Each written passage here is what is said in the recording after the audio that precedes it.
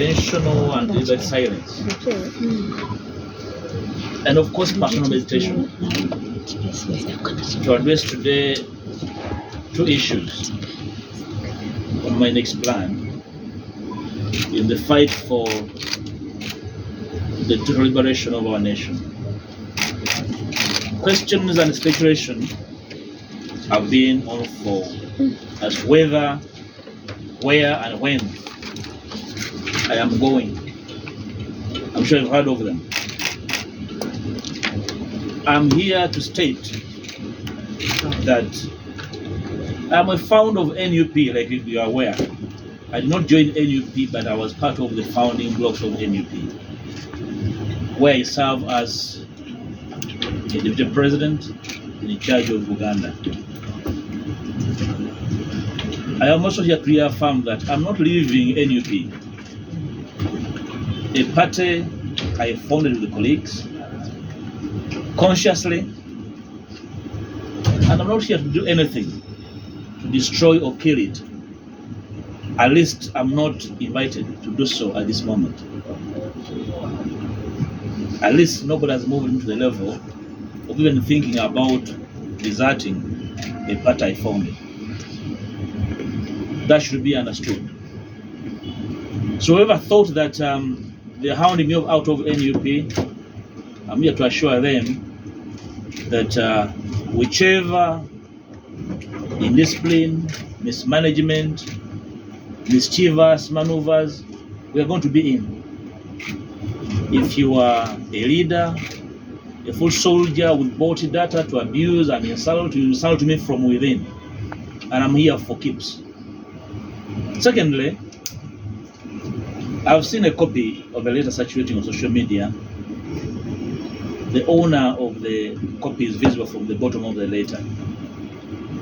The letter is addressed to the Right Honourable Speaker of Parliament, and I'm only informed of the contents by copy. I'll not respond to that letter,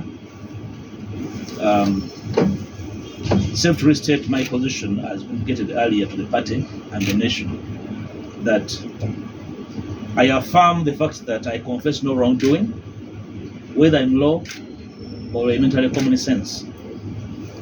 The position of the law has been clarified to whoever wishes to understand, but not to deliberately slander, and those who not deliberately wanted to slander me, or to gain short-term political capital out of the current situation. So I did state my position. It is the position of the law and common sense. I wish to reassure all comrades in the struggle for a fair Uganda that my commitment has never waned. That I am not and shall never be part of any form of corruption. I've never been in that of corruption. I am never corrupt, and nobody will invite me into corruption. So when we find ourselves disagreeable on anything in our midst, as a party, as change-seeking forces, we must find mechanisms for mature resolution, which is different from grandstanding and desire to settle political scores at the expense of reputations of comrades with whom we struggle to offer the country better leadership. Ugandans must be encouraged, and I'm here to encourage Ugandans at all times to question the decisions of their leaders, especially those in higher offices that make a decision on their behalf and acting on their behalf. In the current circumstances, it's not difficult to tell that the objective was never on accountability, because no one provides accountability on social media or at press conferences. The previous days have cast much doubt within the Ugandan populace and our partners beyond our borders is whether our party is capable of handling Hominga's tasks of liberation and effecting solutions to the political and social challenges of our country. We must regain public confidence as NUP and as the opposition, trust and demonstrate that we are worthy the people's support in leading the charge for change and transformation the Ugandan masses are yearning for. You can note that in the current circumstances, like we are observing all over the last 1.5 months, General Museveni has been candid to us, at least, over his dynasty agenda, including the latest reshuffle in the EPDF that saw his son ascend to the helm of the country's military. Unfortunately, the largest opposition party in the country looks clueless and unable to guide its bruised cadreship on what's next.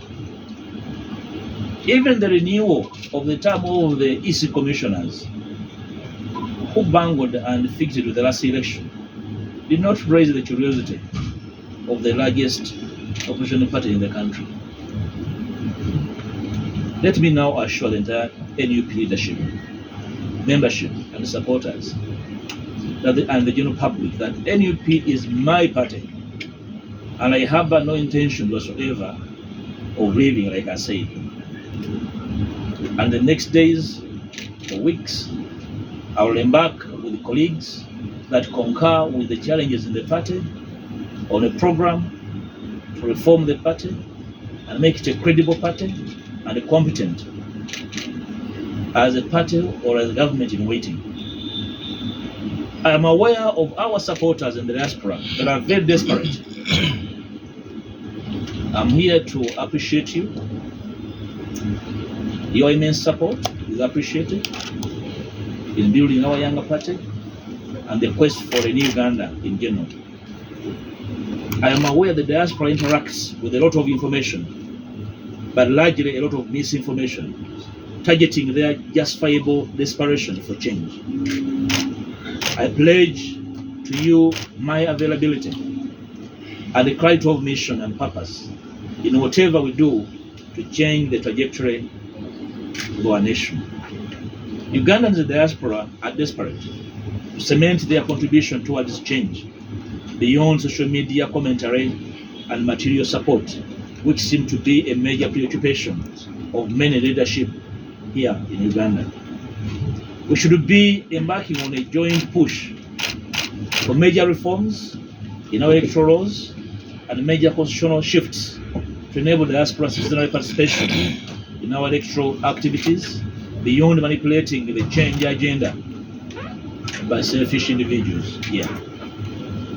By the end of the planned NUP reform process that I've pledged, arbitrary, vigilantist, and deviant work methods, lack of internal conflict resolution mechanisms, nepotism, corruption, greed, and abuse of office, including extortion and blackmail, will be a thing of the past. Finally, I will be unveiling to the public what next in the coming weeks, and I will share with the NUP membership and the change-seeking forces what I believe my party and myself can contribute to the change agenda, given the time frame at our disposal and the urgent need for us to coalesce and find bearing for the Uganda that we need in the immediacy. I thank you for God and his country.